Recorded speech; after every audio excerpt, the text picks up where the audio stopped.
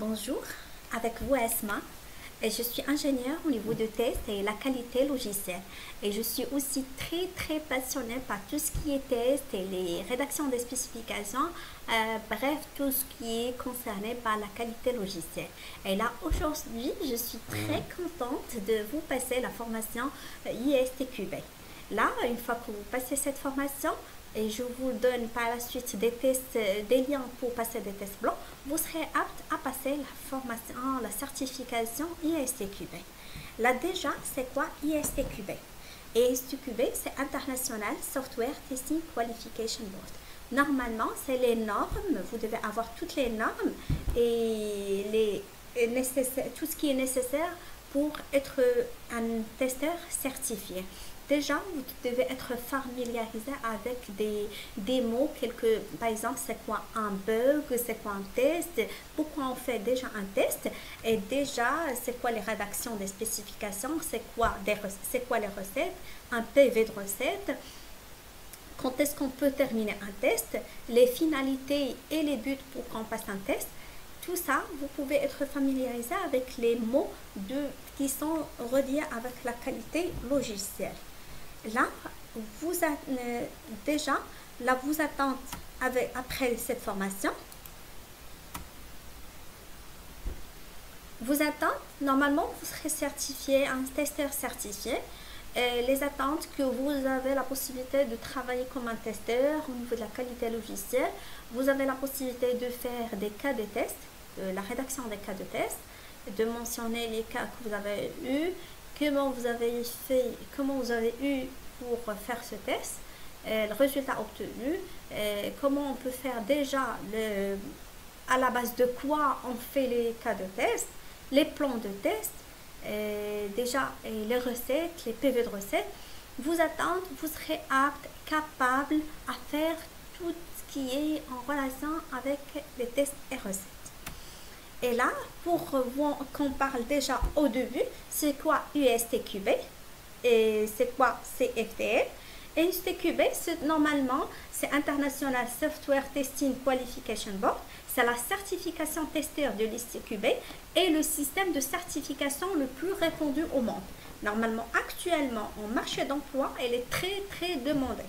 Normalement, même au niveau des offres d'emploi, pour tout ce qui est qualité logicielle, c'est mentionné dedans à la première ligne, être certifié ISTQB ou avoir des connaissances ou ISTQB. Normalement, parce que une fois qu'un recruteur sait que vous êtes certifié ISTQB, il ne va même pas vous demander, donnez-moi par exemple un exemple de cas de test, comment vous pouvez rédiger un plan de test, parce qu'il sait très bien à la base que vous avez passé la formation, vous avez déjà passé le test, c'est-à-dire que vous êtes apte à faire toutes ces démarches. Et par la suite, c'est quel que soit le logiciel qu'on fait avec lui les tests, TestLink, Jira, Readmine, tout ça, normalement ils ont le même principe. C'est comme au niveau de l'algorithme, au niveau de développement, une fois que vous avez les algorithmes bien prédéfinis à la base, vous avez la possibilité d'étudier n'importe quel logiciel de développement. Et ça, c'est presque la base au niveau du test, au niveau de la qualité logicielle. Aussi, il y a le CFTL. C'est quoi? C'est la Comité français des tests logiciels.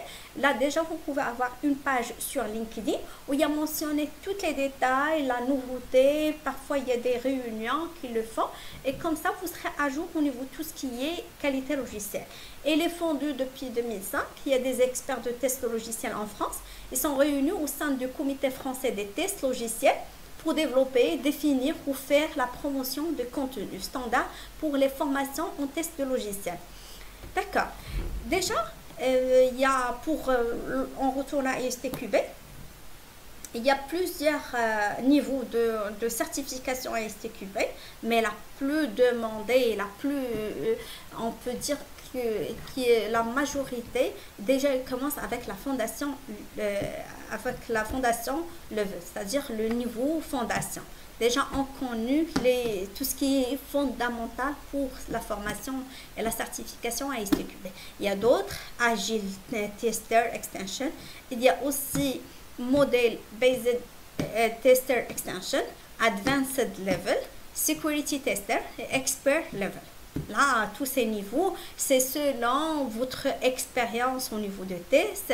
Qu'est-ce que vous préférez? Est-ce que par la suite, vous êtes passionné, vous avez pris la fondation level? Ce que vous avez appris, il vous mène à acquérir assez d'expérience à ce que vous faites, vous travaillez en ce domaine, vous passez à un autre niveau, au niveau de la certification. Les avantages pour les particuliers, normalement, ils sont simples. Les testeurs certifiés ISTQB, déjà, vous devez avoir des privilèges par rapport à une autre personne qui ne connaît pas ISTQB au niveau du domaine, au niveau des offres d'emploi. Acquérement des connaissances et des compétences évaluées indépendamment et augmenter leur valeur dans l'industrie des tests et aussi augmenter leurs chances d'être recrutés par les recruteurs, gagner une opportunité de carrière et accroître le potentiel de leurs revenus. Déjà, si vous êtes certifié parmi une équipe de testeurs, déjà vous aurez le privilège d'être en mieux positionné par rapport à eux. Et peuvent ajouter aussi, vous avez aussi la possibilité d'ajouter le STQB logo au niveau de par exemple, votre profil sur LinkedIn, par exemple sur votre CV. Comme ça, les recruteurs, ils sont à la base, ils mentionnent par exemple juste, ils préfèrent qu'ils recrutent que les personnes qui sont certifié ISTQB, mentionne ISTQB sur LinkedIn et vous avez déjà votre profil qui monte aux recruteurs avant les profils qui ne sont pas certifiés ISTQB. Là, pendant cette formation, on va parler de plusieurs notions telles que cas de test, plan de test, spécification. Il y a des choses qui vont répéter tout au long de la formation, mais pour les mieux utiliser et les mieux adapter au contexte de qualité logicielle. Là, on parle de plan de formation, les fondamentaux de test, tester pendant le cycle de vie de logiciel, parce qu'il y a plusieurs types de tests, tests unitaires, tests d'intégration, tests fonctionnels, tests de validation, tests d'acceptance. Et là, c'est-à-dire tout au long du cycle V, il y aura toujours des tests adaptés. Il y a des techniques statiques, il y a des techniques dynamiques, il y a des techniques de conception de tests, comment on peut concevoir les tests, c'est les cas de test, la gestion des tests, outils de support aux tests. Et là, à la dernière étape, on va parler avant l'examen, c'est-à-dire à tout ce que vous devez avoir et savoir pour ne pas déjà perdre du temps au niveau de la réponse. Et déjà parce qu'il y a des mots qui se répètent, il y a des mots qu'on peut les confondre et normalement la signification c'est pas la même chose. Et c'est pour cela ça peut fausser votre réponse. C'est pour cela de préférence de passer des tests blancs avant de passer votre test. Comme ça vous pouvez déjà s'adapter et avoir déjà votre niveau avant de passer le test.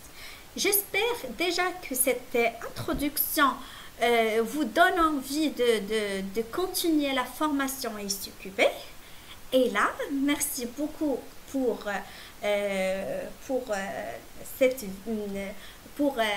que vous avez regardé la vidéo. J'aimerais bien que vous la partagez avec vos amis qui s'intéressent à tout ce qui est informatique, à la qualité logicielle. Et merci beaucoup de s'abonner à la chaîne et de me donner un coup de pouce pour que je puisse à nouveau vous donner d'autres cours en ligne.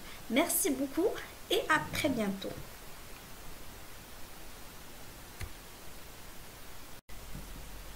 Bonjour, avec vous toujours Asma. Je suis ingénieure au niveau de qualité logicielle, au niveau de tout ce qui est test. Là, on va vous rafraîchir la mémoire par rapport à l'ancienne vidéo qu'on a mis en ligne. On a parlé de plan de formation, tout ce qui est test, les types de tests, qu'on peut faire les tests.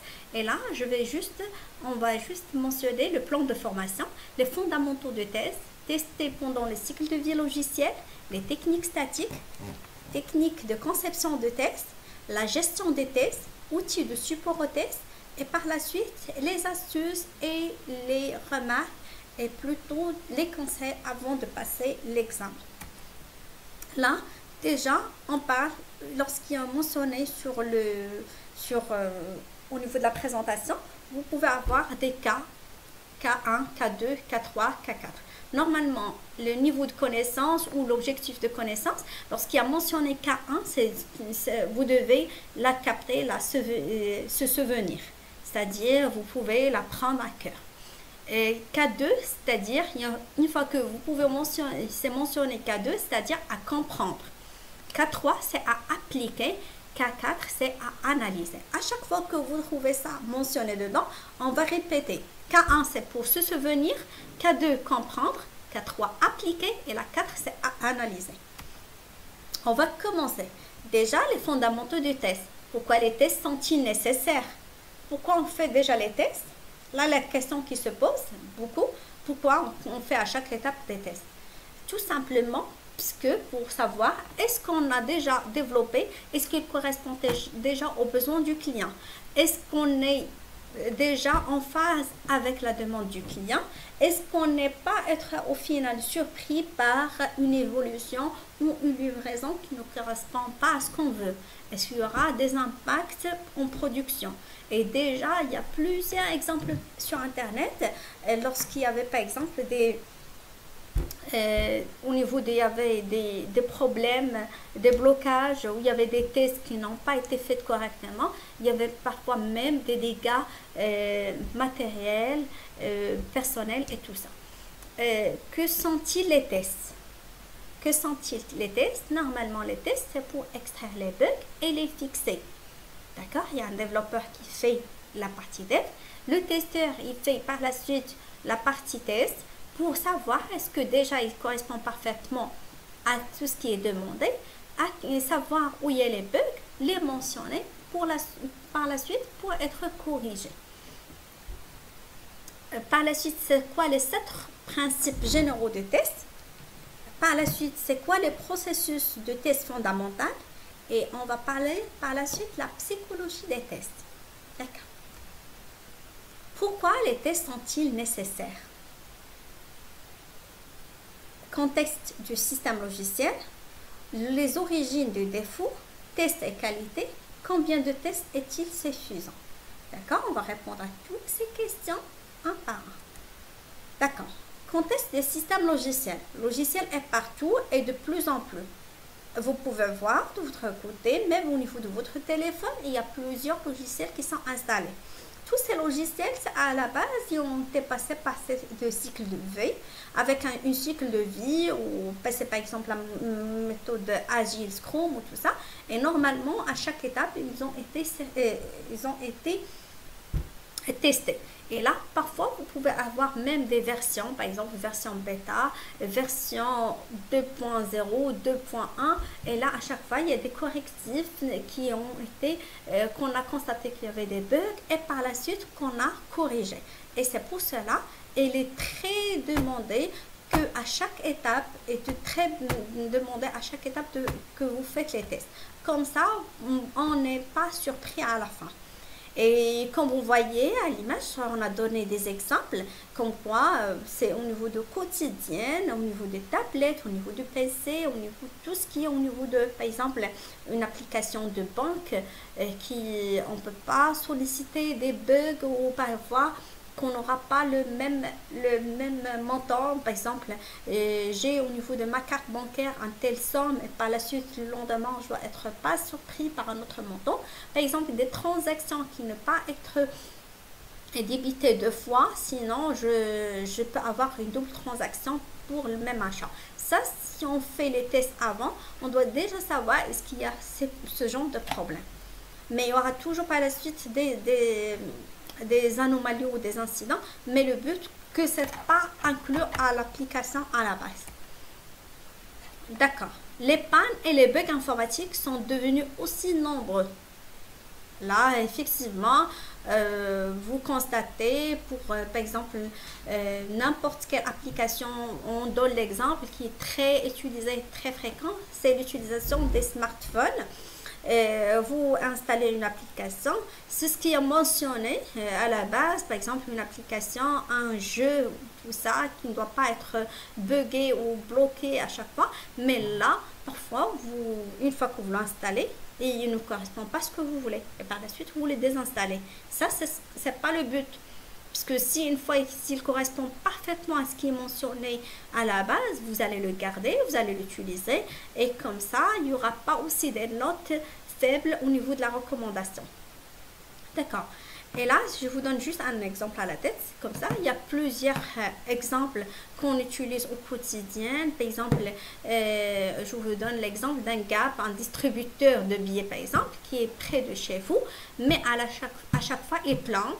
La transaction est en cours, mais à chaque fois, il bloque. Là, au fur et à mesure, avec le temps, vous n'allez même pas utiliser ce Gap parce que vous avez pris ou même vous serez à l'obligation de changer votre banque parce que à la base, vous savez très bien qu'à chaque fois, il bug. Et parfois, vous n'avez même pas le montant, vous voulez par exemple extraire, par exemple 100 euros, il vous mentionne par exemple application là, en cours et par la suite, il se bloque. Vous ne savez même pas est-ce qu'il a débité l'argent, vous n'avez pas encore l'argent, l'autre Gap est très loin de vous et là c'est bloquant. Là, dans ce cas, c'est pour cela qu'on doit s'assurer de la qualité de notre logiciel ou de notre application. Et là, je vous retourne juste tester avant tout, tester, avant qu'on livre, avant qu'on donne l'application au client final qui a demandé qu'on fait cette application, on doit faire toutes les combinaisons de tests possibles, qu'on n'aura pas à avoir des surprises. Et par la suite, tester avant tout, c'est pour aussi, avant de la généralisation, l'ensemble par exemple des clients, pour une application qui va être téléchargée de Play Store, ou par exemple une usine qui va déployer une application sur plusieurs autres usines, sur plusieurs départements, on n'aura pas à être surpris par un blocage de la distribution, de la chaîne de distribution. Et là, il y avait un exemple de bug. D'accord. Normalement, si vous mentionnez bug sur Google, vous aurez plein d'exemples. Il y avait même des dégâts, des morts. Et là, on donne l'exemple au niveau de... Il y avait un grand bug au niveau de l'année 2000. La crainte de la panne œuvre un immense chantier. Il y avait un bug sur le site de la CNCF faisant de morts imaginaires. Vous voyez, là, on parle vraiment des dégâts très immenses. C'est pour cela qu'il fallait tester avant de lancer quoi que ce soit, comme ça, pour éviter ces dégâts. Les types de conséquences graves des bugs, il y a physique, blessure ou mort. On donne même l'exemple d'une application qui fonctionne pour un hôpital. Par exemple, il y a des applications qui sont liées avec tout ce qui est cardio, avec les personnes qui sont gravement blessées, qui ont besoin par exemple de l'oxygène 24 heures sur 24. L'application ne doit pas bloquer. À tout moment, il doit fonctionner, quelles que soient les circonstances. Et là, on doit tester, parce qu'il est branché avec une personne. Et on ne peut pas rattraper les choses. Et là, il y a aussi financière, lorsqu'on parle de coûts de connexion, et parfois lorsqu'on parle des applications qui sont liées à tout ce qui est finance, à tout ce qui est banque, ou avec, je donne l'exemple, j'ai travaillé trop avec tout ce qui est monétique, et les dégâts, ils sont graves. Normalement, par exemple, quand on ne trouve pas le fichier de journalisation où il y a toutes les transactions enregistrées dans la journée, là, c'est grave. On parle d'un chiffre d'affaires très immense. Et là, impact aussi sur les utilisateurs ou clients. Par exemple, on donne l'exemple, un banque X, que le lendemain, tous ses clients, ils se retrouvent avec un montant au niveau de sa carte de 0. D'accord ? Là, c'est énorme. Vous aurez un ensemble de réclamations, votre helpdesk, le téléphone va sonner pour 1000 personnes. Je donne juste l'exemple, il y aura presque 1 million d'abonnés, il y aura 1 million d'incidents ou de réclamations et c'est aussi c'est stressant pour aussi au niveau de le coût, pour tout réparer, pour convaincre les clients qu'on va régler le problème et tout ça. Ça va prendre du temps pour les régler et déjà parfois on peut c'est juste pour savoir d'où vient le problème. ça peut prendre du temps. Les acteurs concernés, normalement, c'est l'entreprise et les utilisateurs finaux. C'est la communication, c'est l'entreprise qui a pris en charge le projet et c'est elle qui est normalement censée fonctionner l'application ou le projet ou l'évolution, livraison, quelle que soit la nomination qu'on va avoir. Et normalement, l'acteur aussi concerné, c'est l'utilisateur final, c'est-à-dire le client qui a demandé cette application, ou même c'est pour ces clients finaux qui vont utiliser cette application. Un coût complexe, difficile à calculer. Pour vous dire, normalement, une fois qu'on constate qu'il y avait des bugs au niveau de la fin des étapes, normalement, il y aura un coût très élevé de la correction. Les pénalités aussi de retard de livraison, si on constate à chaque fois qu'il y avait des bugs, ça nous fait à nouveau du temps de plus pour les développeurs, pour qu'ils fassent à nouveau les correctifs nécessaires avant la livraison. Et ça peut parfois avoir des retards de livraison. Qui dit retard de livraison, il dit pénalité de retard de livraison. Aussi, au niveau de l'image de la société, si on donne à chaque fois, on livre une application qui est, disons, moins normalement c'est dessus par rapport à ce qu'on voulait avoir au premier ce qu'on a rédigé au niveau de la spécification. Normalement, je pense même pas qu'on va demander à la société à nouveau qu'il nous fasse une autre livraison, un autre projet. Là, c'est impactant. Et aussi au niveau de confiance, image de la société. Déjà, ce qu'on a demandé, on n'a pas eu, c'est bon, on passe à autre chose. Et qui dit confiance, image de la société, dit aussi pénalité, parce que non, parfois, le client ne va pas accepter cette livraison, pour simple raison, il ne répond pas à ce qu'il a demandé. C'est juste de préférence de tester très tôt pour extraire les bugs, les fixer, les corriger, comme ça, on serait déjà dans le délai de développer et de corriger en même temps. D'accord. Les origines des défauts. Les termes selon le glossaire CFTL ou STQB, on va parler des erreurs, mistakes. Normalement, c'est une action humaine produisant un résultat incorrect. C'est-à-dire, c'est une personne elle-même qui a fait le problème. Et là, elle a produit le résultat incorrect. D'accord? C'est juste là, on parle de deux choses différentes. Erreur et défaut. Défaut, c'est bug, faute, defect, bug, faute. C'est une imperfection dans un composant ou un système, ce qui conduit à une mauvaise exécution. D'accord? Une imperfection, un composant. Normalement, les tests, on fait les tests des composants, normalement, c'est les tests d'intégration. On va parler par la suite. Lorsqu'on parle défaut, c'est pas la même chose que erreur. Erreur, c'est action humaine. Défaut, c'est pas action humaine, c'est une imperfection dans un composant, c'est-à-dire une partie du code qu'on a constaté qu'il y a un bug ou un système, ce qui conduit à une mauvaise exécution. Un défaut, si rencontré lors de l'exécution, peut causer la défaillance d'un composant ou d'un système. Là, vous voyez la différence? Et j'espère que c'est clair. Mais si vous constatez qu'il y a des termes que vous voulez que je détaille de plus, n'hésitez pas juste à me mentionner ça en commentaire. Comme ça, au fur et à mesure, je fais la lecture des commentaires et je vous réponds dans d'autres vidéos ou même par commentaire. D'accord? Là, on parle d'autres incidents et défaillances. Défaillance, c'est écart constaté. Là, c'est pour cela que j'ai parlé au niveau de l'examen final. Vous aurez ces termes. Et normalement, au niveau des questions, vous allez avoir la question, par exemple, erreur, défaut, défaillance, incident. Normalement, vous allez constater que on parle de la même chose, mais non, erreur, c'est humain. Défaillance, c'est pas la même chose. Et incident, c'est autre chose. Et c'est pour cela. D'accord. Et défaillance, c'est écart constaté du composant au système par rapport au livrable, au service ou au résultat attendu. Une défaillance peut être produite dans un défaut et rencontrée. D'accord? Et incident, tout événement arrivant pendant les tests qui est écrire une vérification. Divergence entre le résultat obtenu et le résultat attendu lors de l'exécution d'un test. D'accord. Déjà, lorsqu'on fait un test, on doit mentionner déjà à la base c'est ce qu'on veut avoir comme résultat obtenu. D'accord. Et sur l'autre champ, on mentionne résultat obtenu et résultat ce qu'on veut avoir. Qu'est-ce qu'on a reçu et qu'est-ce qu'on doit avoir. Et là, on compare. Est-ce que ils sont similaires ou pas.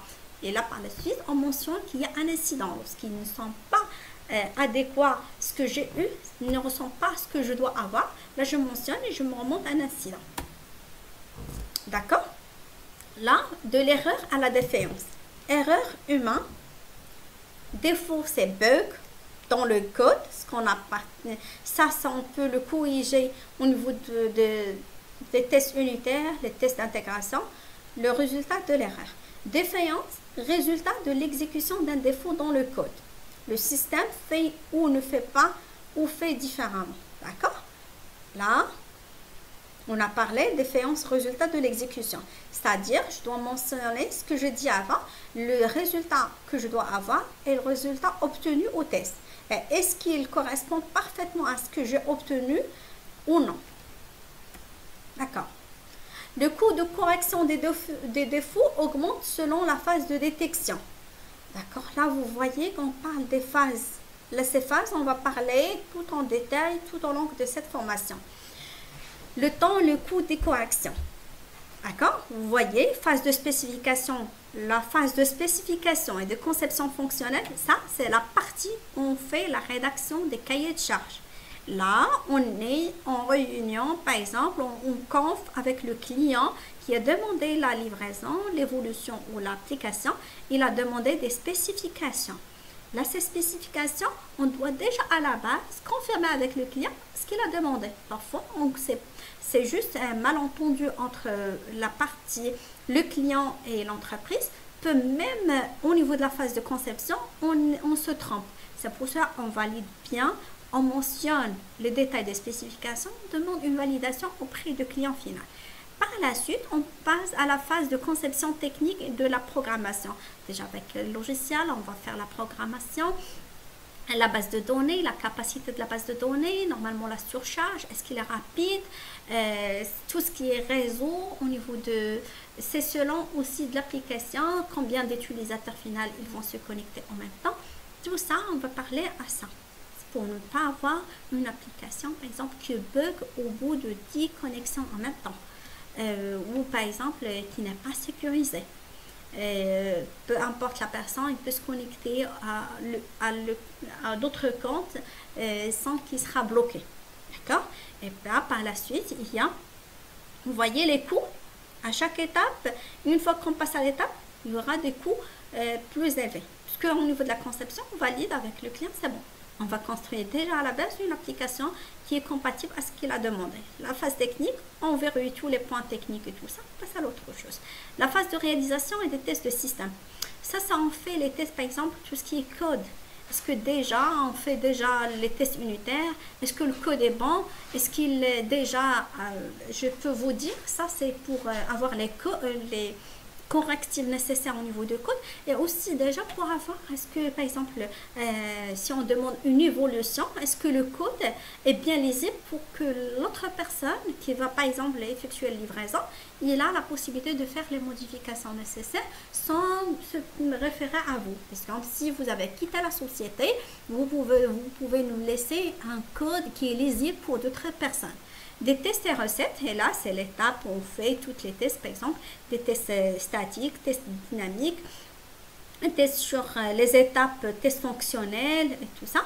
Et ça c'est la phase opérationnelle où l'application est censée fonctionner. Là on parle de la phase opérationnelle, on parle des tests fonctionnels, des tests de validation et des tests d'acceptance. Et là on parle aussi de la partie où on fait signer même un PV de recette auprès du client final. D'accord. Là, on va arrêter là à ce point-là. Et par la suite, vous aurez plus de détails à notre prochaine vidéo. Je vous remercie beaucoup je vous remercie beaucoup au niveau de votre abonnement à notre chaîne. Et si vous avez aimé la vidéo, n'hésitez pas à liker la vidéo et laissez des commentaires si vous avez des questions à poser. Et là, je reste toujours disponible pour vous pour d'autres vidéos. Merci beaucoup. N'hésitez pas de partager la vidéo avec vos amis.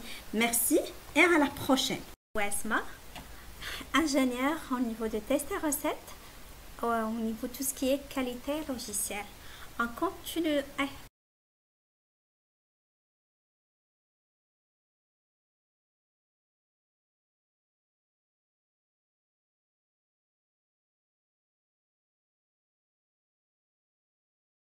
Aujourd'hui, on va les payer trop cher aux dernières étapes où il y a la phase opérationnelle. On parle des étapes où on fait les tests, depuis la spécification jusqu'aux livraisons.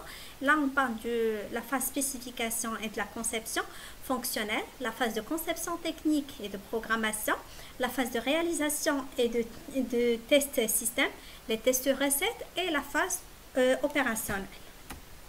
Là, on parle de test et qualité. Qualité.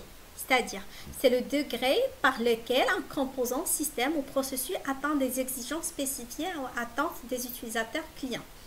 D'accord? C'est-à-dire déjà les standards que le client veut avoir au niveau de son projet ou au niveau de l'application. Avec l'aide des tests, il est possible de mesurer la qualité de logiciel en termes de défauts trouvés pour des caractéristiques et exigences tant fonctionnelles que non fonctionnelles. D'accord? Déjà, on peut déjà savoir lorsqu'on fait le test où on travaille, par exemple, là, on a installé une application depuis Play Store, on vérifie est-ce qu'il est adéquat à ce qu'on veut avoir au niveau de cette application. Et par la suite, à chaque fois qu'on constate des bugs, au fur et à mesure, déjà on sait très bien la qualité de cette application. Par contre, pour une application qui est opérationnelle correctement à ce qu'on veut, là c'est bon, au niveau de qualité, c'est top. D'accord. Là, les tests et qualité, on parle de normalement ça, on peut avoir chaque projet, il doit avoir ses critères. D'accord? La fonctionnalité, il doit être fonctionnel. Utilisabilité, c'est-à-dire il est utilisable par plusieurs utilisateurs, c'est-à-dire un projet qui doit fonctionner. On ne peut pas parler d'un projet qui ne sert à rien. La fiabilité, c'est-à-dire au niveau de la sécurité, c'est-à-dire les données qu'on met en ligne, ils sont sécurisées par exemple. Lorsque une application bancaire, il doit être sécurisé, fiable. Les données ils sont cohérents. Comme je l'ai mis, les transactions correctes, il n'y a plus des doubles transactions par exemple. Le rendement. Effectivement, chaque projet, on a payé des développeurs, on a payé des testeurs, on a payé des chefs de projet. À la fin, on doit avoir un rendement. D'accord? Qu'est-ce qu'on veut de cette application? La maintenabilité. Il y a des projets où, une fois par exemple, on veut faire la maintenabilité ou l'évolution, parce qu'on parle ici des deux termes, la portabilité et la maintenabilité, on n'a plus la possibilité de le faire. Là, c'est bon. Ce projet est bloqué à une durée à court terme. Dans ce cas, c'est plus rassurant d'avoir un projet qui est capable d'avoir la maintenabilité lorsqu'on parle, dans ce cas, c'est pour cela, lorsqu'on fait le code, on fait les tests unitaires, on mentionne tous les détails, on mentionne même par exemple des détails au niveau du log, au niveau du code source, comme quoi ça c'est le commentaire, cette partie du code il sert à quoi. Par exemple, demain on veut faire une évolution de ce projet. On n'a plus le développeur qui a fait cette application. On va faire comment? D'accord? Pour faire la lecture. Déjà la lecture de code, il doit être faisable, lisable pour toute personne. D'accord? Même pour les personnes qui n'ont pas travaillé sur ce projet. Et la maintenabilité, il doit on a la possibilité de faire la maintenance, des modifications au niveau de la code source. Aussi, il doit être adapté à d'autres plateformes, c'est-à-dire par exemple, il est utilisé en Windows, mais par exemple, Demain, si on veut changer par exemple de Windows à Linux, est-ce qu'il va fonctionner? Quels sont les critères? Est-ce qu'il est sécurisé? Toutes ces questions on doit poser avant carrément de déployer le projet. Et la portabilité, effectivement, c'est ce qu'on a parlé. D'accord. Si tous ces critères ils sont bien mentionnés dans une application, un projet ou une évolution, bon, on a un bon projet qui peut être en continuité, qui est valable dans le temps. On a la possibilité à chaque fois qu'on constate des évolutions, il doit avoir de la maintenance, il doit avoir capable d'être à la version prochaine. D'accord, là on parle de le test contribue à améliorer la qualité. D'accord. Effectivement, lorsqu'on constate qu'il y a des incidents répétitifs à un projet, là c'est effectivement pour améliorer notre qualité. Et parfois, il y a des outils, il y a des mots, ou parfois il y a des spécifications qui s'échappent aux têtes, mais lorsqu'on fait les tests fonctionnels, là on constate qu'effectivement on a besoin de ces correctifs. Et c'est aussi pour ne pas avoir de régressions. Par exemple, si on veut faire une évolution, on n'a pas bien fait les tests, on se retrouve avec une régression. C'est-à-dire l'évolution qu'on a voulu n'a pas été faite correctement et même le projet qui fonctionnait avant ne fonctionne plus. Là, on est dans une régression. D'accord. L'exécution des tests, découverte, on fait déjà la création des cas de test. Par la suite les exécuter. Après l'exécution des tests, on va avoir un résultat. Est-ce que tout est bon? Est-ce qu'il correspond parfaitement à ce qu'on veut? Ou effectivement ça nécessite de remonter des alertes comme quoi il y a des bugs. Et la découverte des défauts, on a la découverte des défauts, mais c'est pas le testeur qui fait la correction. Non, c'est le développeur. On fait la découverte des défauts. C'est bon, on a des outils de remonter des bugs, par exemple Jira. Et là, par la suite, c'est le développeur qui fait la fixation des bugs. Et par la suite, on est dans l'étape de résolution des défauts qui parle des défauts qui sont déjà réglés dans un projet. On parle déjà d'un logiciel en bonne qualité. D'accord. La question qui se pose à chaque fois. Et là, on fait à chaque projet. Quand est-ce qu'on va arrêter les tests? D'accord. Cette question, il y a les réponses. Pardon. Pardon. C'est quand tous les tests auront été exécutés avec succès, quand tous les défauts auront été corrigés, qu'on n'y aura plus de défauts, qu'on aura tout testé, quand le budget aura été dépensé, quand le logiciel fonctionne. D'accord. Là, on parle. Là, on a discuté à ces points-là, les 6 points-là, on a parlé de plusieurs termes.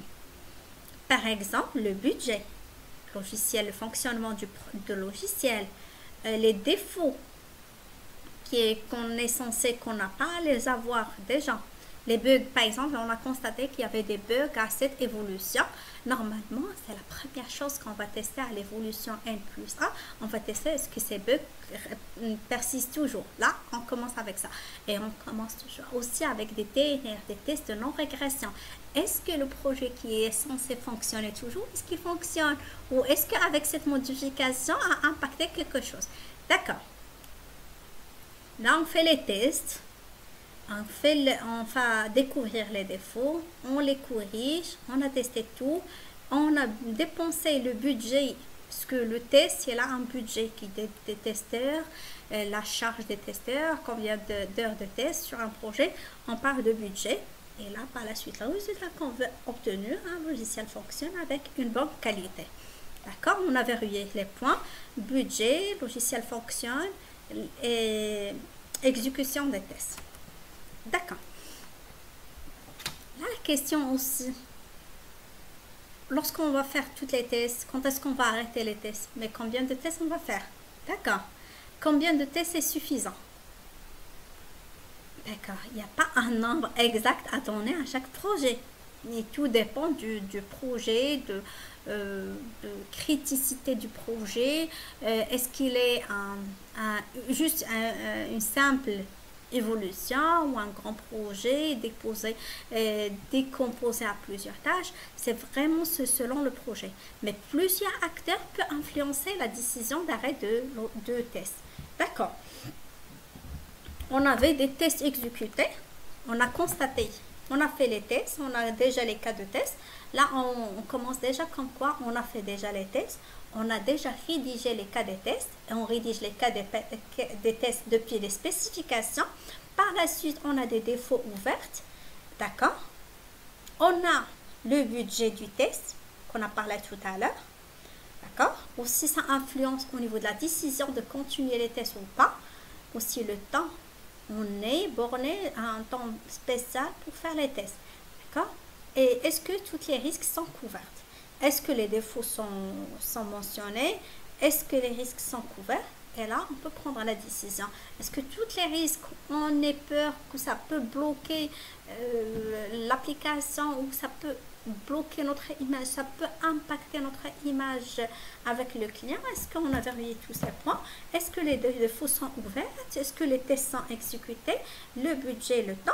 Et c'est bon. Par la suite, on passe à l'étape de la livraison. Parce qu'une fois qu'on finalise le développement, les tests, on a fait déjà les défauts qui sont remontés à l'équipe dev, ils ont bien fixé les défauts. Par la suite, il y aura la livraison du projet. D'accord. Que sont les tests? Là, je préfère qu'on garde que sont les tests à la prochaine vidéo. Merci beaucoup pour votre soutien à notre vidéo. N'hésitez pas à le partager avec vos amis et n'hésitez pas à me laisser des commentaires ou des questions si vous avez. Et si vous avez aimé la vidéo, n'hésitez pas à laisser un like à la vidéo. Merci beaucoup et à la prochaine. Bonjour, avec vous Esma. À nouveau à notre vidéo sur notre chaîne Qualité Logicielle. Là, je me présente, je suis ingénieure au niveau des tests et recettes, tout ce qui est concerné avec la qualité logicielle. Aujourd'hui, on va aborder le sujet des tests. Que sont-ils les tests? Et là, on continue toujours au niveau de la préparation, au niveau de la certification ISTQB. On a déjà parlé avant au niveau des coûts qu'on va dépenser si on teste à la dernière étape. Et là, maintenant, on va continuer qu'on parle des tests. Lorsqu'on parle des tests, normalement, ils sont sur chaque étape, depuis la rédaction de cahier de charge jusqu'aux livraisons auprès du client final. Et là, normalement, là, on voit, c'est le revue des documents, il y a compris le code source. D'accord. Là, ce sont les tests unitaires. Là, on fait la lecture de notre code source. On peut juste savoir déjà, est-ce qu'il y a par exemple des commentaires, est-ce que le code est lisible auprès de n'importe quel développeur. Par exemple, demain, on n'a plus le développeur qui a créé cette application. Est-ce qu'on aura toujours la continuité de ce projet? Est-ce qu'on aura la possibilité de faire des évolutions sur ce projet? D'accord. Par la suite, on parle de la planification et contrôle. Toujours, on planifie à chaque étape. On fait la planification des tests, c'est-à-dire tests unitaires, tests d'intégration, tests fonctionnels au niveau de tests d'acceptance à la dernière étape. Et le contrôle à chaque étape pour s'assurer est-ce qu'on a verrouillé, est-ce qu'on a fixé tous les bugs. Sélection des conditions de test. Est-ce qu'on va faire des tests manuels, automatiques, statiques, dynamiques, sélectifs. Conception et axe des cas de test. Ça, on peut faire la rédaction des cas de test, mais pour vous dire, il y a plusieurs cas de test. Mais là, on va savoir, on va s'assurer est-ce qu'on a effectivement testé les cas de tests qui peuvent bloquer le fonctionnement du projet au cas où. Et là, c'est les cas de test, je répète. Normalement, on le fait à partir des spécifications. Les spécifications qu'on a validées avec le client, les besoins initiaux. Et évaluation des critères de sortie. Les critères de sortie, c'est par rapport à les cas de test. C'est-à-dire, lorsqu'on mentionne le cas de test, par exemple, je veux tester est-ce que le site web, lorsque je remplis le formulaire de contacter nous, est-ce qu'on a la possibilité effectivement d'envoyer le formulaire? au niveau de test, par exemple, je mentionne, on va remplir tous les champs avec les détails nécessaires et le champ, normalement, au résultat obtenu, que le formulaire, une fois que j'appuie sur envoyer, le formulaire va être envoyé à une adresse. Et là, on va comparer le résultat qu'on est censé avoir avec le résultat de sortie. Qu'est-ce qu'on a constaté? S'ils sont égales, c'est bon, c'est ce qu'on veut, c'est-à-dire le test est conforme, il n'y a pas de bugs. S'ils ne sont pas conformes, c'est-à-dire si on fait tous les champs et lorsqu'on appuie sur envoyer ou send, il n'y a rien, c'est-à-dire il y a un problème au niveau du formulaire ou au niveau de ce projet. D'accord. Et là toujours, on a à chaque fois lorsqu'on fait des tests, il y a toujours des reportings. Par exemple, on fait remonter des alertes on donne un exemple d'un logiciel, Jira ou Readme. Là, on fait le reporting. Qu'est-ce qu'on a constaté? Combien d'erreurs? Est-ce que ces erreurs, ces bugs qu'on a constatés au niveau de cette application ou de ce projet ou l'évolution, est-ce que c'est bloquant, majeur ou mineur? Et c'est pour cela il y aura toujours un reporting pour avoir une visibilité. Et là, par la suite, c'est l'exécution des activités de clôture de test à la fin d'une phase. À chaque phase, on fait la clôture des tests pour savoir, c'est bon, on a fait le reporting, on a fait les tests, on a eu le résultat, on a comparé le résultat avec ce qu'on doit avoir, on a fait le reporting et c'est bon, on a l'exécution des activités de clôture de test à la fin de cette phase. D'accord. Que sont les tests toujours? Les objectifs de test ne sont pas toujours les mêmes. D'accord? Effectivement, à chaque étape, on a des objectifs. Et il y a 4 objectifs qui s'appliquent. Les 4 objectifs phares, c'est de trouver les défauts, acquérir de la confiance. D'accord? Déjà, c'est trouver les défauts pour les fixer et les corriger.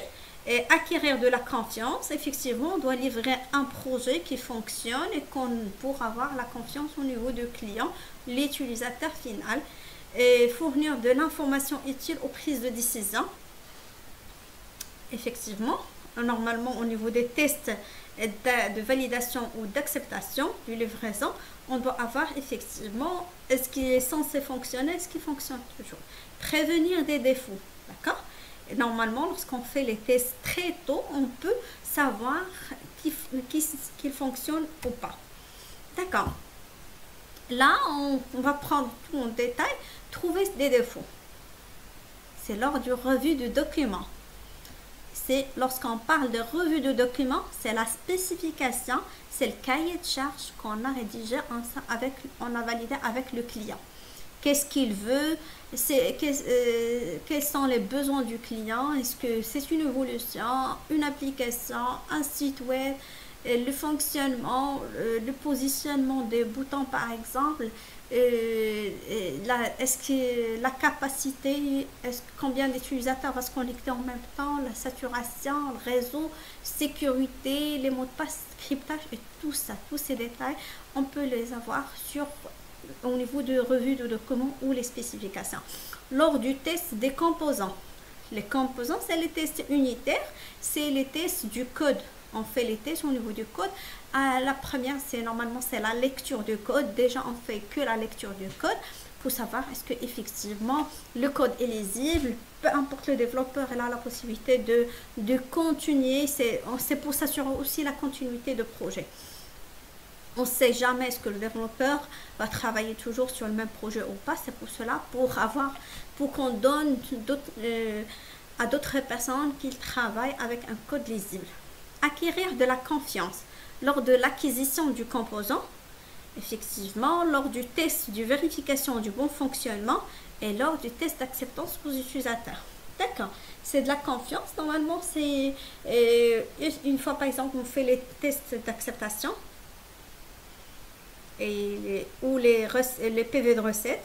Normalement, est-ce que vous avez demandé ce projet, on a fait les tests avec vous, ça fonctionne, c'est bon. Déjà, on a eu une confiance avec le client final et aussi le bon fonctionnement. Le bon fonctionnement du projet, c'est ce qu'on veut. Normalement, moi, le client, j'ai demandé quelque chose, au final, je dois l'avoir comme j'ai la vision dans ma tête et comme on a rédigé le cahier de charge ensemble. Fournir de l'information utile aux prises de décision lors des tests d'acceptation d'une livraison à tous les niveaux de test. D'accord? Vous voyez de quoi on parle? À chaque étape de test, on doit donner des informations utiles aux prises de décision. Même aussi, on fait aussi un test à la dernière étape. Et prévenir des défauts lors des tests faits tôt dans le projet, comme du revue de spécification. D'accord? Normalement, on fait la lecture du code, la vérification des composants et tout ça. Et là, on peut savoir est-ce que effectivement, là, est-ce que c'est ce qu'on a fait, est-ce qu'on a demandé, est-ce qu'il fonctionne effectivement comme c'est prévenu. Et c'est pour cela, normalement, il faut toujours prévenir les défauts pour la prochaine étape. On a déjà testé très tôt pour qu'on n'aura pas des anomalies. Et là, normalement, on veut juste distinguer, normalement, parce que toujours, il y a, pour les personnes qui font des études au niveau de la qualité logicielle, ils ne font pas la différence. Par exemple, je ne parle pas des personnes qui ont déjà intégré, par exemple, un master au niveau de la qualité logicielle, mais pour les personnes qui veulent intégrer ce marché, normalement, le testeur n'est pas un développeur. Il y a en quelque sorte, on doit avoir la pédagogie, les algorithmes, tout ça. On doit avoir familiarisé avec les outils aussi de développement, la lecture de code et tout ça. Mais on fait, par exemple, si moi je suis testeuse, un testeur, je ne fais pas de développement.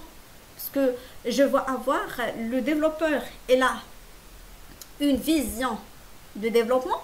Moi, j'ai une vision neutre auprès du projet, c'est-à-dire entre le client et entre le développeur. Je dois tester. C'est comme je suis le client final et aussi, c'est comme j'ai la possibilité d'interpréter et de mentionner tous ces détails au développeur. D'accord? Je reste toujours en communication auprès du développeur. D'accord? Vous voyez, le développeur, il fait le code initial. D'accord? Ça, c'est le développeur. Par la suite, moi, je teste le produit, des rapports des incidents, je teste, je fais le test, je produis des rapports d'incidents, je remonte par exemple le problème que j'ai constaté sur Jira, je mentionne tel ou tel test, le résultat que je dois avoir n'est pas semblable à ce que j'ai eu. Et là, je le remonte à l'équipe développement, d'accord? L'équipe, toujours, c'est le développeur qui va fixer le bug, analyse et corrige les défauts, d'accord? Et parfois, ils mentionnent, par exemple, on aura toujours des échanges mails, et parfois ils mentionnent qu'ils n'ont pas la possibilité de modifier, puisque cette modification peut comporter, là je parle des évolutions, ça peut impacter l'application initiale, mais on reste toujours, par exemple, à l'impact du bug, est-ce que c'est bloquant, majeur ou mineur. Là, si on constate qu'il n'y aura pas d'impact, on peut la modifier ou le laisser à une autre évolution. Mais si c'est un bloquant, c'est le développeur qui doit le fixer et le corriger. Lorsqu'on parle d'un développeur, on ne parle pas d'un seul développeur dans un projet. C'est vraiment, on travaille en équipe. C'est plusieurs développeurs, plusieurs testeurs avec des chefs de projet. C'est un ensemble. C'est juste lorsqu'on donne un exemple, on parle d'un testeur, un développeur, mais en réalité, lorsqu'il y a des projets, c'est un grand projet.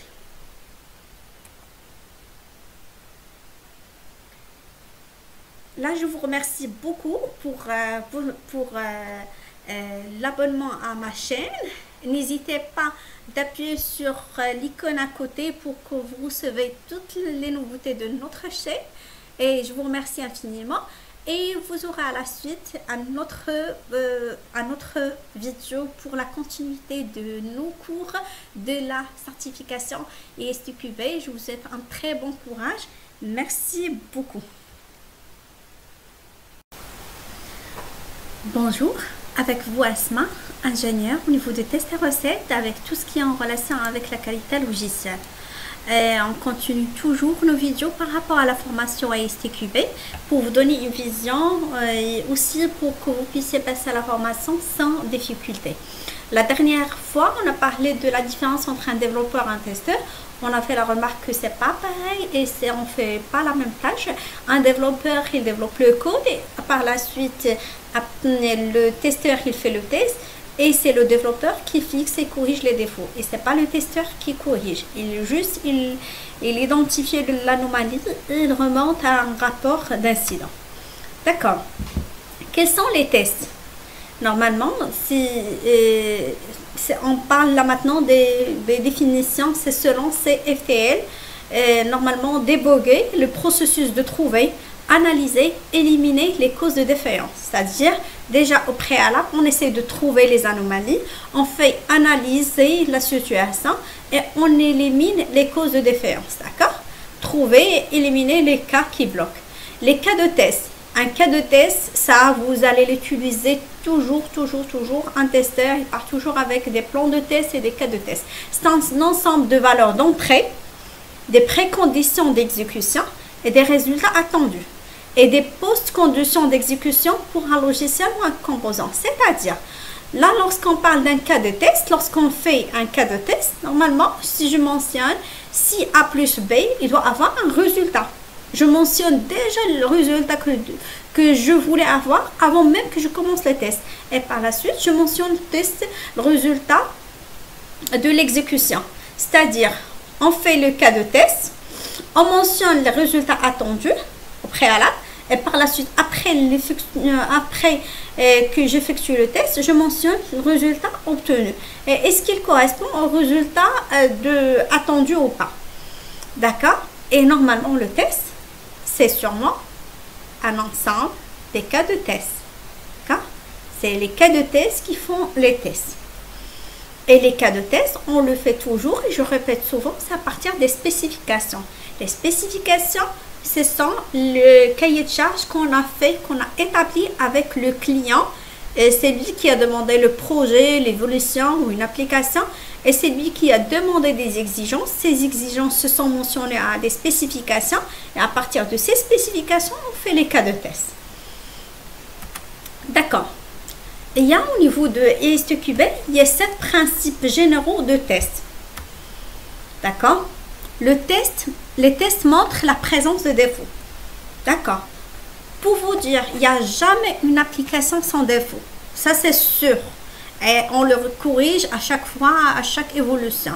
C'est-à-dire, un testeur, il est censé de trouver les anomalies, les remonter afin de les corriger.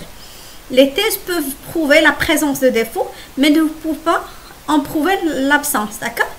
C'est jamais d'avis qu'une application, un projet qui ne contient pas des erreurs ou des bugs. Les tests réduisent la probabilité que des défauts restent cachés dans le logiciel. Mais même si aucun défaut n'est découvert, ce n'est pas une preuve d'exactitude. D'accord? J'espère bien que l'information, que ce que je voulais vous expliquer est bien clair. Normalement, on fait les tests. Mais si on ne trouve pas des bugs, ça ne dit pas que l'application est parfaite. D'accord? On doit toujours avoir des bugs, des incidents, des défaillances et remonter à l'équipe de dev pour qu'il corrige ces anomalies. D'accord. Le principe 2. Les tests exhaustifs sont impossibles. Test qui comprend toutes les combinaisons de valeurs d'entrée et des préconditions. Effectivement, c'est impossible lorsqu'on parle des applications de faire toutes les tests possibles, tester toutes les champs, tester toutes les... Non, c'est impossible qu'on a la possibilité de faire tous ces tests. Mais par contre, on fait les tests avec les champs, par exemple, qui sont critiques, avec les tests avec le client où il constate que ça ne doit pas bugger, qu'il doit être sécurisé, qu'il ne doit pas être à l'abri de tout le monde. Là, on fait les tests plus que d'autres, qu'au niveau des interfaces qui ne sont pas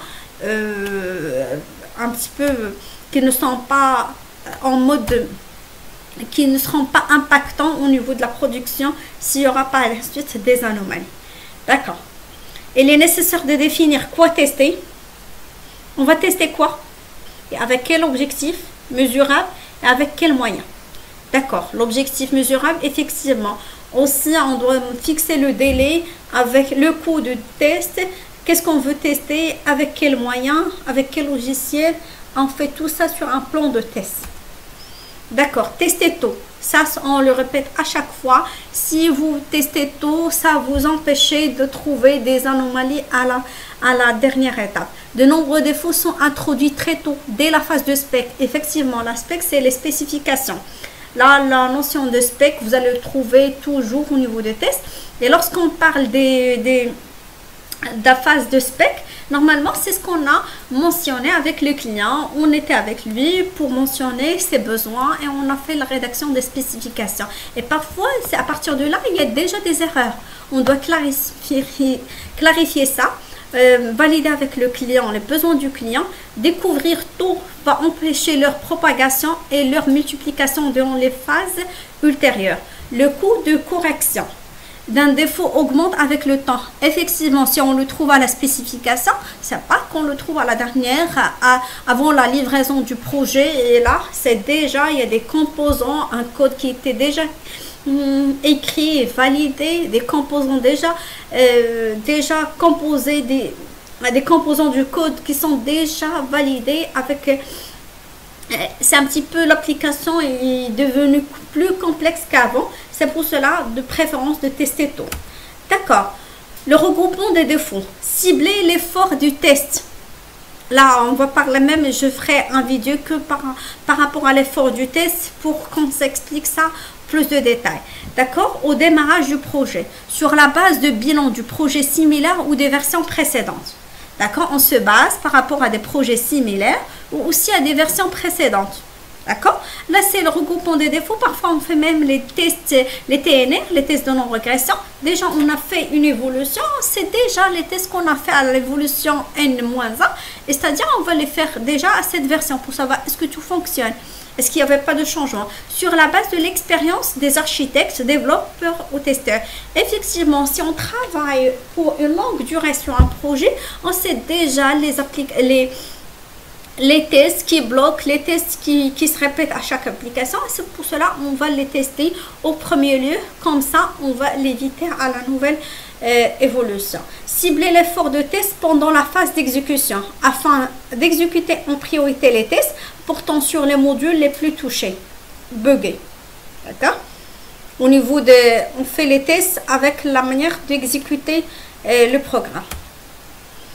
Là, principe 5, le paradoxe.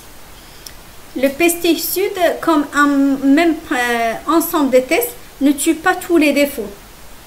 Après plusieurs applications, il ne tue pas les insectes, ils sont devenus résistants.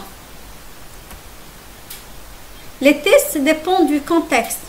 Le contexte d'utilisation, dans quel domaine on va-t-il utiliser, quelle est sa criticité.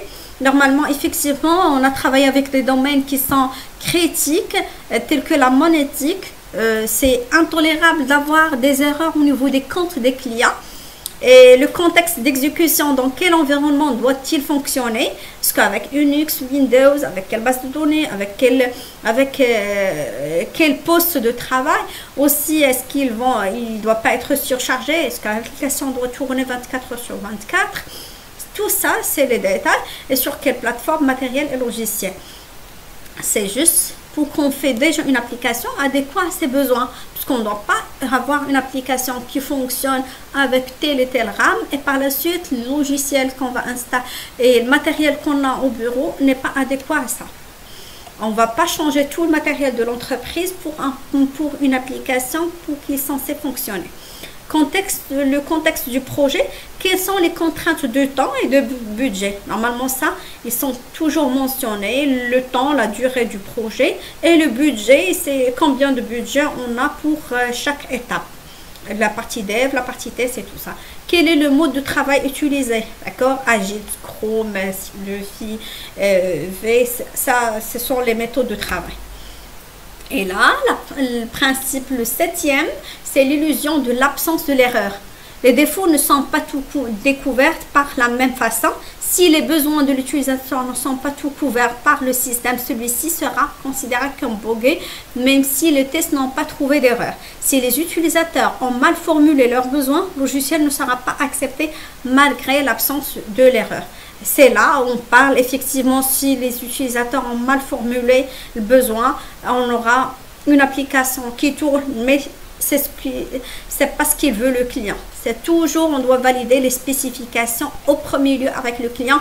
Comme ça, on fait à la base une application adéquate aux besoins du client. Et c'est pour éviter les surprises à la dernière phase.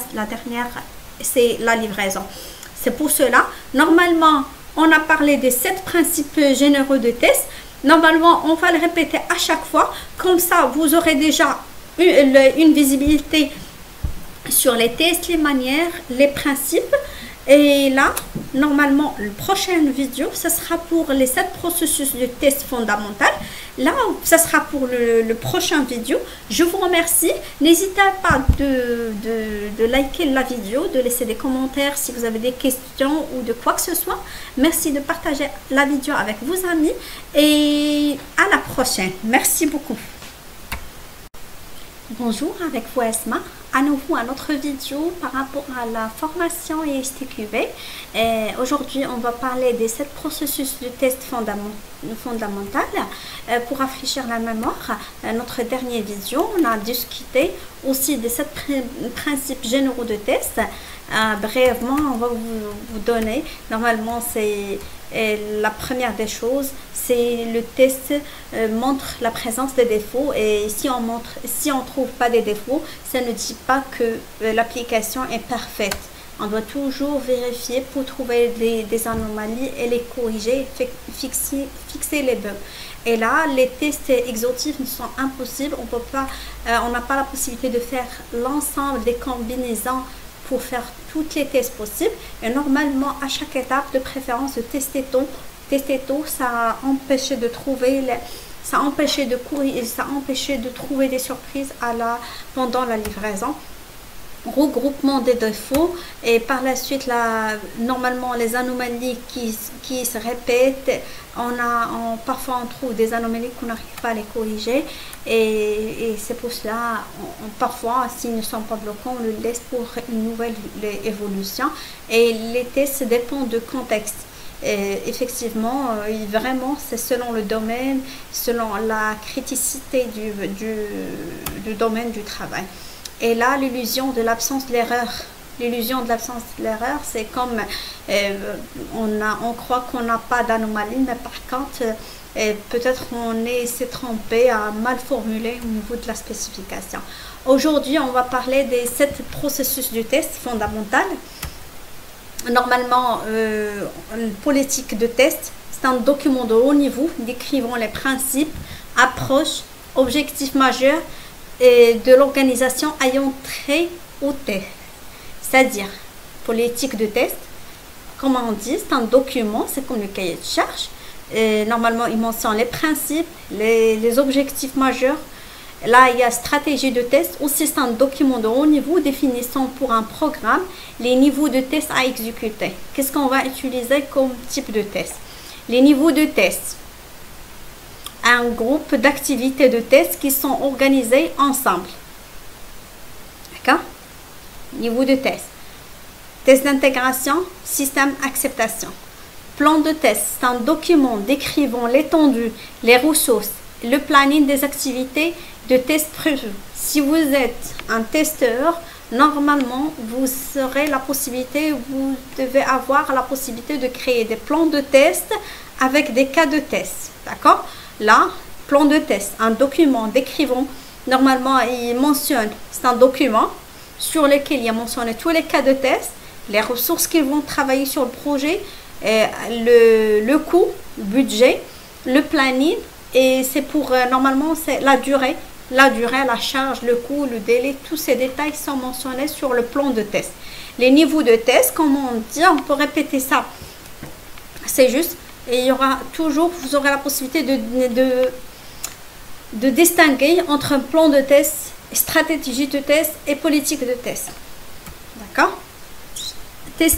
Tester ne se réduit pas à exécuter des tests. Effectivement, c'est pas que on fait que exécuter des tests, mais normalement il y a la planification, la première étape où on fait le plan de test avec qui on va travailler, la durée, le budget, avec quel logiciel. Tous ces détails sont mentionnés sur le plan de test. Analyse et conception, c'est au niveau des tests, les tests d'intégration. Effectivement, on vérifie est-ce que les composants ils sont bien adéquats, les composants tout est correct, il n'y a pas de problème au niveau de code, l'interaction entre les composants et tout ça. Implémentation et exécution. Là, ce sont les tests système. Là, on fait l'exécution. C'est pour savoir aussi est-ce que le code source, on fait l'exécution de code source, on veut savoir est-ce que auprès des tests système, est-ce que tout est opérationnel. Par la suite, les tests d'acceptation, normalement c'est la dernière phase. On fait les tests fonctionnels, les tests que le client est censé faire, par exemple au niveau de PV de recette. Et c'est pour cela il y aura toujours une évaluation et reporting. Reporting, là on fait le remontée des cas de test. Qu'est-ce qu'on a obtenu et qu'est-ce qu'ils ne sont censés avoir. Et là on fait l'évaluation. Est-ce que les cas de test, on a eu combien de problèmes, il y a combien de cas de tests qui ont engendré des anomalies, sur combien de pourcentage, et c'est pour ça. Et par la suite, il y aura la clôture. D'accord? Ça, c'est les activités de test. Là, je répète, il y aura toujours la planification.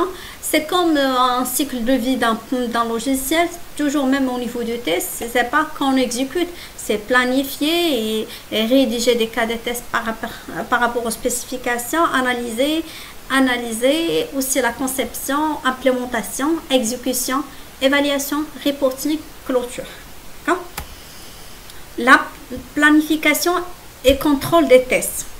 Implémenter la politique de test et la stratégie de test. Identifier les objectifs des tests sur la base d'une analyse de risque ou de priorisation des exigences.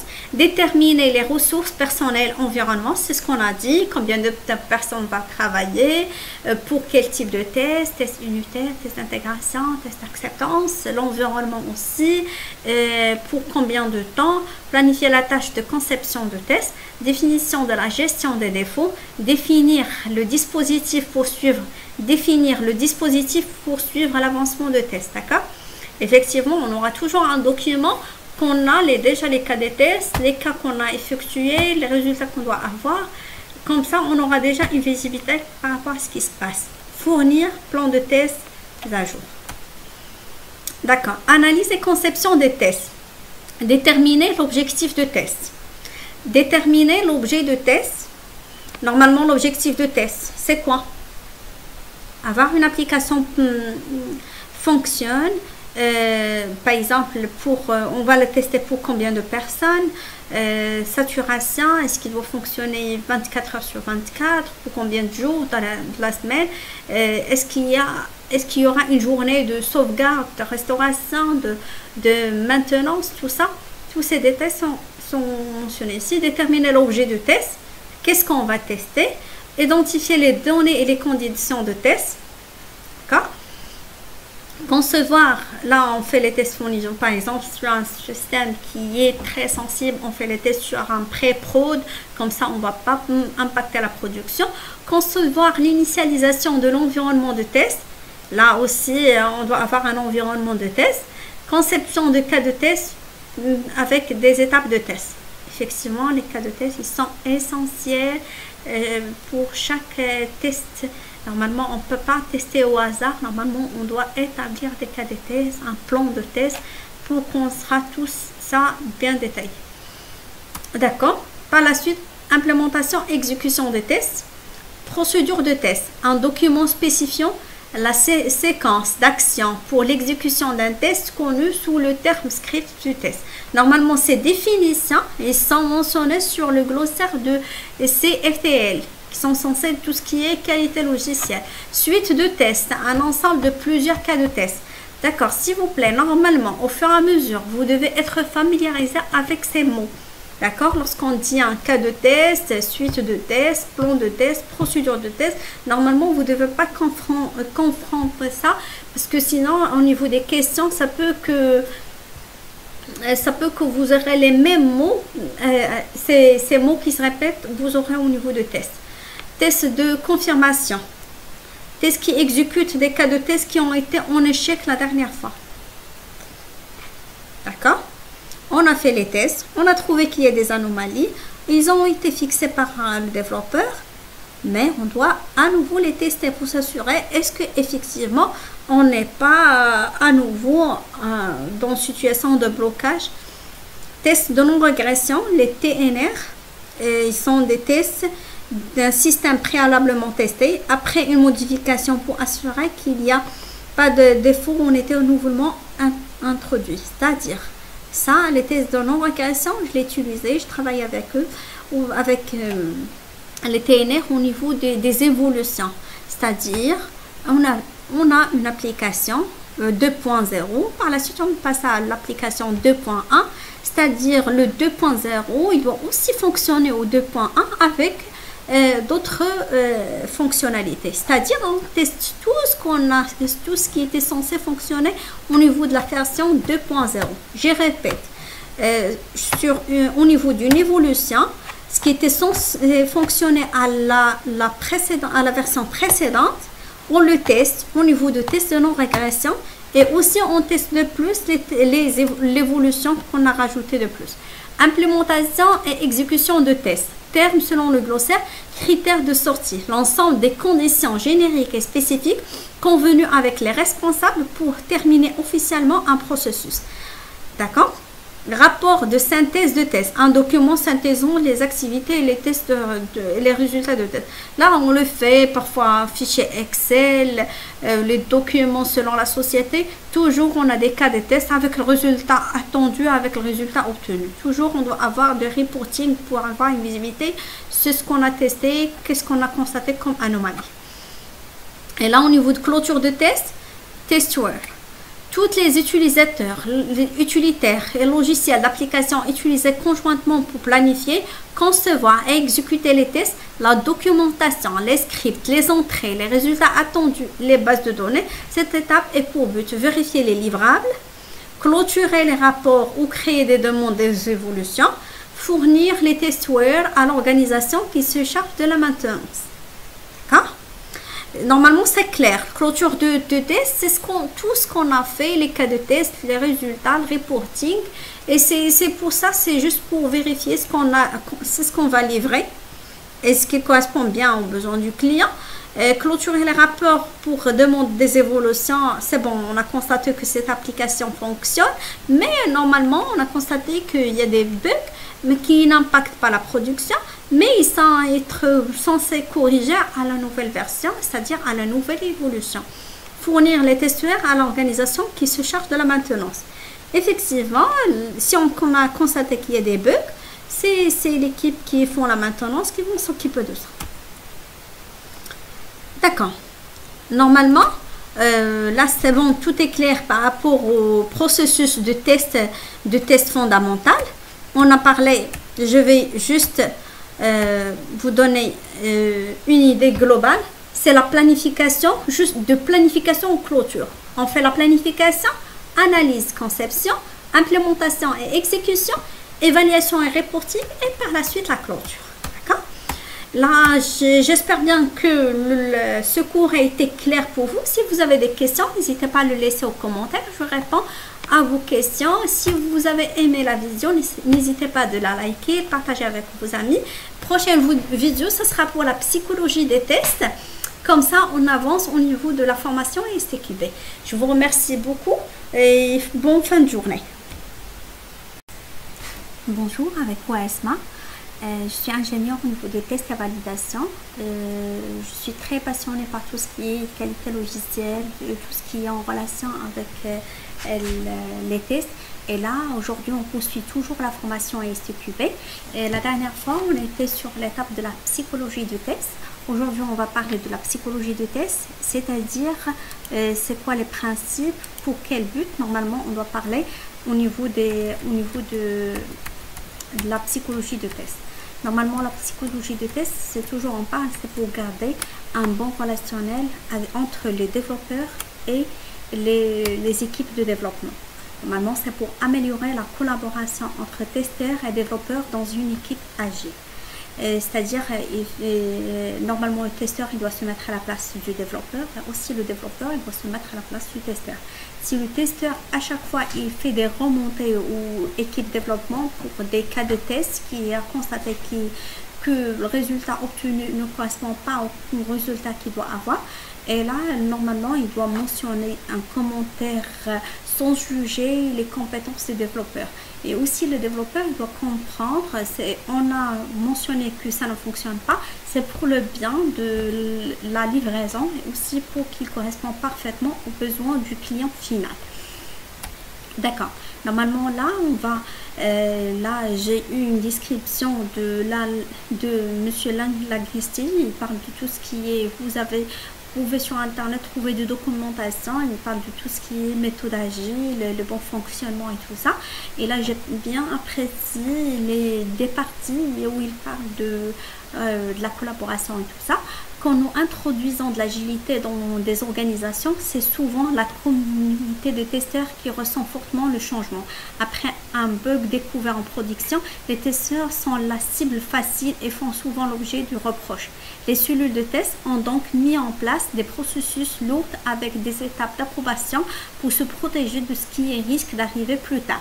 La confiance doit être rétablie avant que les testeurs s'engagent pleinement et interagissent librement avec une équipe. C'est-à-dire, parce qu'on normalement, le testeur il qualifie des bugs qui sont mineurs et par la suite il se retrouve avec une livraison finale qui ne correspond pas parfaitement aux besoins du client. Lorsque le client lui-même constate qu'il y a des bugs, normalement on est face, on va pénaliser les testeurs parce que c'est eux qui ont qualifié l'application et pas les développeurs. C'est pour cela les testeurs sont un petit peu structurés, ils sont très exigeants au niveau de la qualité auprès des développeurs. C'est pour cela, une fois qu'ils constatent que quelque chose ne va pas, ils remontent aux développeurs. Et parfois, les développeurs ils constatent que les testeurs ils remontent que pour remonter, et non, c'est pour la livraison finale qui doit correspondre parfaitement aux besoins qui sont mentionnés au niveau des spécifications. D'accord. Pour avoir une équipe agile qui fonctionne, il faut que les membres se respectent les uns les autres et accordent de la valeur à ce que chacun peut dire lorsqu'une équipe agile est forte. Là, pas toujours du respect. On ne doit pas dévaloriser un développeur parce qu'on a constaté qu'il y avait eu des bugs répétitifs au niveau de son code lorsqu'on a testé et vers faire ça. Commencez petit, mais démarrez avec quelque chose de concret. Si dans votre organisation il existe un passif entre vos testeurs et vos développeurs, on ne va pas disparaître de lui-même et le dysfonctionnement ressortira plus fortement dans une équipe agile. La qualité doit être envisagée comme une épreuve de la compétition effectuée en équipe. Normalement, on doit collaborer ensemble. Il y a même des manières de faire les tests ensemble entre les développeurs et le testeur. Comme ça, le développeur à l'avance, s'il fait les tests lui-même, il constate que oui, cette partie, il engendre plusieurs bugs. Normalement, la prochaine fois, avant de les livrer, je dois corriger, je dois mentionner. Il aura déjà à son esprit et qu'il doit être conscient de l'impact du bug. Et même là, on a constaté, même au niveau des sociétés actuellement, même les équipes d'aide, parfois, ils sont en astreinte de nuit, parce que lorsqu'on remonte qu'il y a des bugs qui arrivent la nuit, il dit non, une correction qu'il peut faire avec le TMA pour 5 minutes, c'est facile, c'est bon, c'est pas la peine de faire une évolution. Mais par contre, si lui-même il se connecte à une conf à 2 heures du matin, il se bloque pour 3 heures ou 4 heures, là, il va ressentir l'impact du bug. Et au niveau des livraisons, ils ont même l'équipe développement qui vont forcer l'évolution. Effectivement, ils seront plus responsables par rapport à l'impact des bugs. Et là, au niveau des termes qui sont mentionnés au niveau de glossaire de ISTQB, estimation d'erreur. L'estimation d'erreur, c'est une technique de conception de test où l'expérience des testeurs est utilisée pour anticiper les défauts d'un système. Là, surtout si on travaille avec des applications qu'on a déjà travaillées où il y a des évolutions, on sait à l'avance les erreurs qu'on peut avoir, l'estimation pour combien de temps on va faire les tests, combien d'erreurs au niveau du pourcentage. Et là, l'indépendance. Effectivement, il y aura toujours la séparation des responsabilités. Le testeur n'était jamais un développeur et le développeur n'était pas un testeur. C'est pour cela les objectifs ils sont différents et on ne doit pas donner les responsabilités des autres. Par exemple, s'il y a un projet qui était impacté au niveau de la livraison, normalement, on doit s'adresser ça aux testeurs. Et normalement, lorsque les testeurs remontent les défauts avant la livraison, c'est l'équipe de développement qui vont être face à des corrections. Là, on a des conseils pour améliorer la communication entre les deux.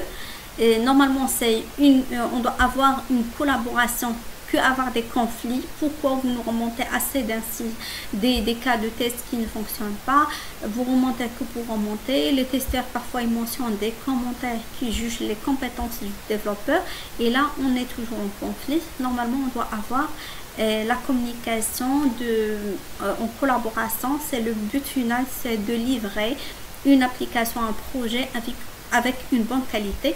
C'est pour cela on doit avoir une bonne collaboration entre les deux parties. Communiquer les découvertes sur le produit de façon neutre sans critiquer la personne et par la suite essayer de comprendre ce qu'on ressent de la personne et se mettre à sa place. Normalement, parfois même le développeur il est débordé et il a une large livraison avec une durée très courte. C'est pour ça parfois il ne se permet pas, il n'a même pas le temps qui lui permet de relire son code et visualiser les bugs qui peuvent être engendrés. C'est pour cela le testeur il doit mentionner des commentaires sans juger les compétences du développeur. Et aussi le développeur s'il constate qu'il y a plusieurs remontées à l'équipe développement, il ne doit pas juger que les testeurs ils font ça que pour le faire, mais vraiment c'est derrière ils sont jugés par rapport à la qualité finale. Confirmer que l'autre personne a bien compris ce qu'on dit et vice versa, c'est très important. Dès les spécifications, on doit savoir est-ce que vraiment on a bien compris les demandes du client, est-ce qu'on a bien rédigé et validé les spécifications avec lui, parce que à partir de spécifications on fait l'application, à partir de spécifications on fait les cas des tests. On doit les comprendre côté développement pour avoir un bon code et aussi auprès des développeurs, aussi auprès des testeurs pour qu'on fasse des cas de test qui correspondent parfaitement à notre livraison. D'accord?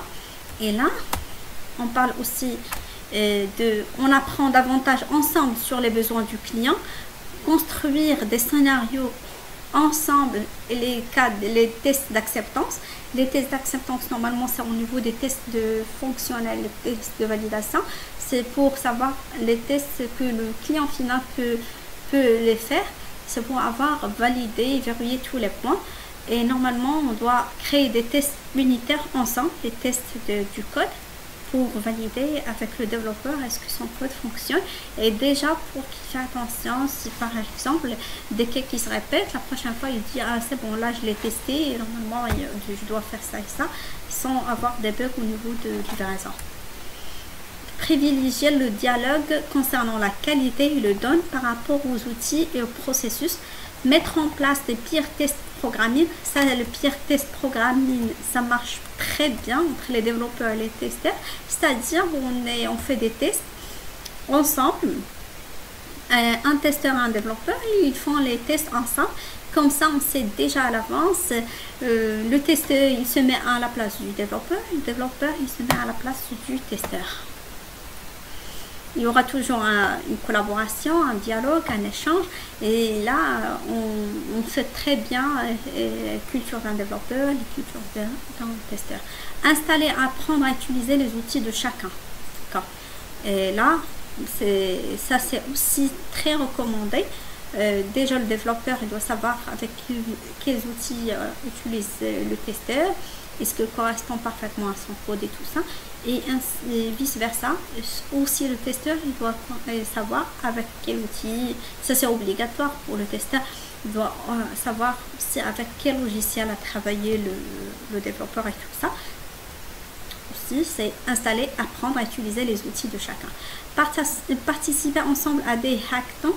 Les hackathons, normalement, ce sont des programmes où on fait la collaboration de plusieurs programmeurs, des développeurs, normalement pour collaborer ensemble pour avoir une application finale qui correspond parfaitement à ce qu'on veut. Normalement, hackathon, c'est une partie, c'est divisé en hacker et une partie marathon, c'est comme une compétition entre les développeurs. Et là, normalement, on participe ensemble avec aussi les développeurs et les testeurs pour avoir la compétition et la collaboration pour avoir une livraison finale en bonne qualité. Comportez-vous face aux testeurs et aux développeurs comme devant une équipe intégrée. Effectivement, le but final, c'est avoir une livraison et c'est pas le but de juger les compétences du développeur ou que les développeurs jugent les compétences des testeurs. C'est pour cela, le but final, c'est l'application et pas les deux parties. C'est pour ça qu'on doit collaborer, on travaille en équipe homogène. J'espère que tout ça a été clair pour vous au niveau de la psychologie des tests, au niveau de la collaboration entre deux parties développeurs et testeurs. La prochaine vidéo, ce sera pour tester pendant le cycle de vie logiciel. On va parler des modèles de développement logiciel, les niveaux de tests, les types de tests et aussi les tests de maintenance. J'aimerais bien que ça sera tout clair pour vous, pour votre formation STQB. Si vous avez des questions, n'hésitez pas à le laisser au niveau en bas de vidéo. Je vais vous répondre à toutes vos questions. N'hésitez pas de liker la vidéo, de partager avec vos amis et à la prochaine vidéo. Merci beaucoup. Bonjour, avec vous Esma. Je suis ingénieure en test et validation. Là, je suis très passionnée par la qualité logicielle. On poursuit toujours notre formation STQB. Aujourd'hui, on va parler de tests durant tout le cycle de vie de logiciel. Et là, on parle de modèles de développement logiciel, comme il y a plusieurs types, modèles faits, en itération et tout. Là, on parle aussi de niveau de test, les types de tests et aussi des tests de maintenance. Les modèles de développement de logiciel.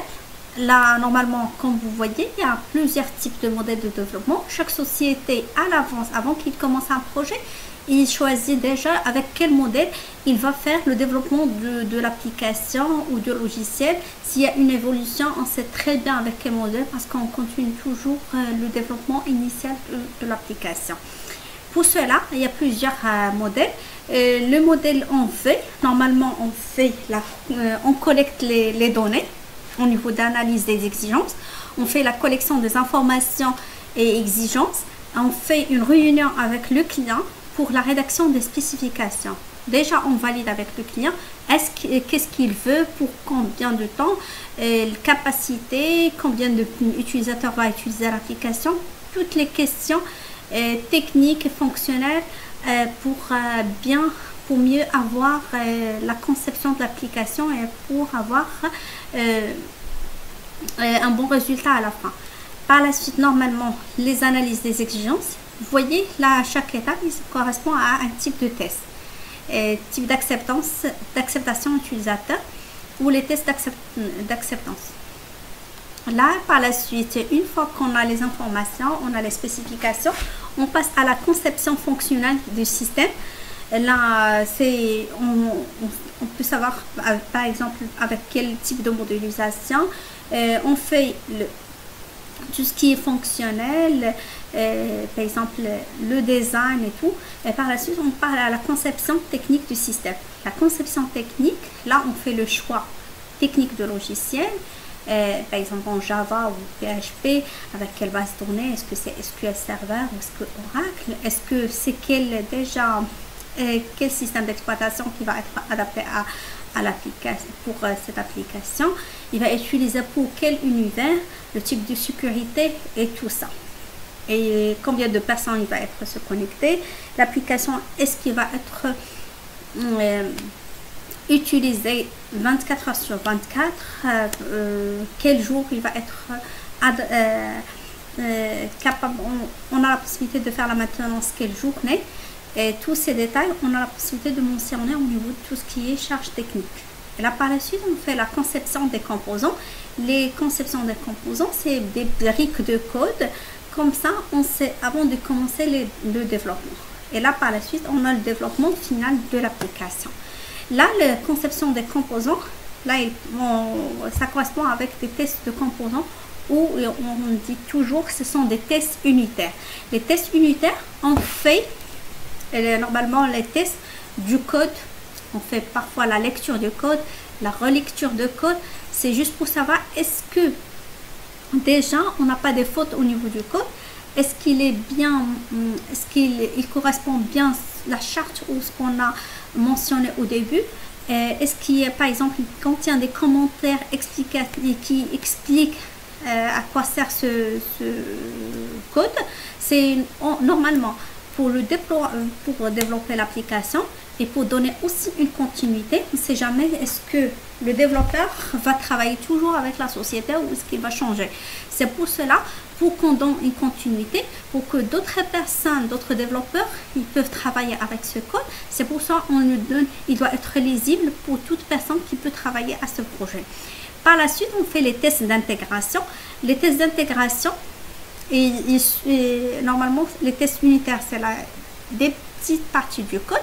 Les tests des tests d'intégration, normalement, c'est vraiment une grande partie du code. Par la suite, on fait les tests système. Ce sont les tests de l'ensemble du système. Et par la suite, ce sont les tests d'acceptation utilisateur. Là, pour savoir, là, parfois même, on fait un test final avec le client pour s'assurer est-ce qu'il correspond parfaitement aux besoins du client final. Et là, même, on a un PV de recettes. Et là, il y a un autre modèle. C'est le modèle itératif. Là, vous voyez, on parle des itérations de 0 jusqu'en n. Là, le test fait partie de chaque itération, surtout les TNR. Les TNR, ce sont les tests de non-régression. Là, on l'utilise surtout lorsqu'il y avait des évolutions. On fait déjà, il y a une évolution du projet, c'est-à-dire on doit tester ce que déjà fonctionnait à l'application précédemment, plus l'évolution qu'on a demandé à avoir plus au niveau du projet. Là, l'itération 0, il y a le programme d'installation du projet.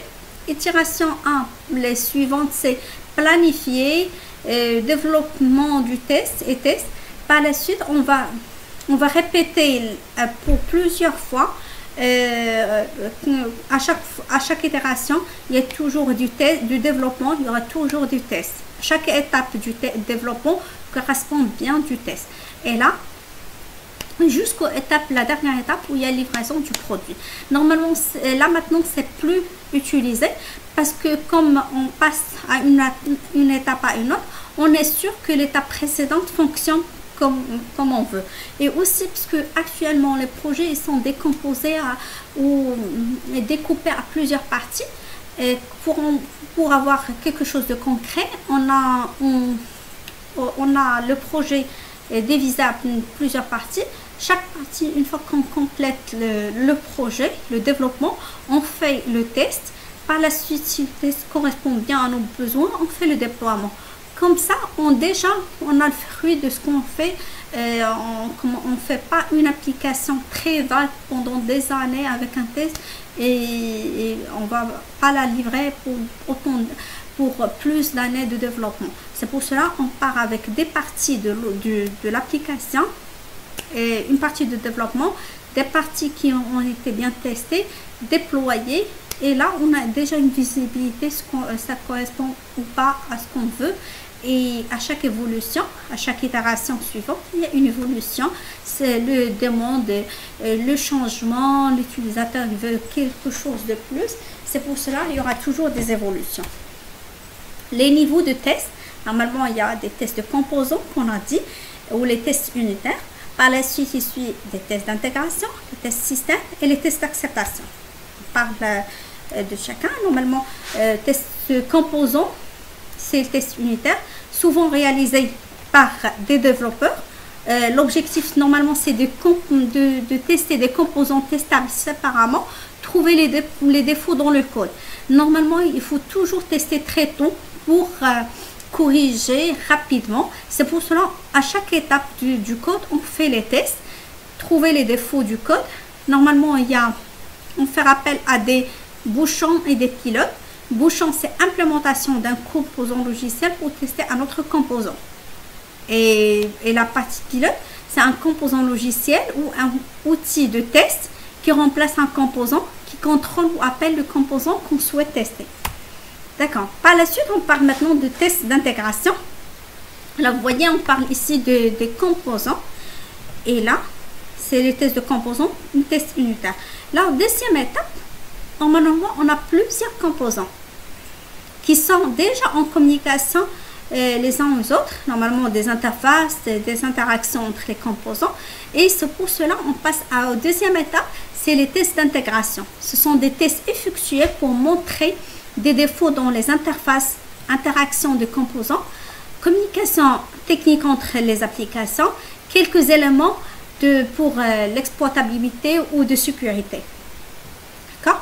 Par la suite, le niveau de test système ou les tests d'acceptation, test système, normalement, ce qui est attendu, ce qui était mentionné aux spécifications, il doit correspondre parfaitement aux résultats obtenus.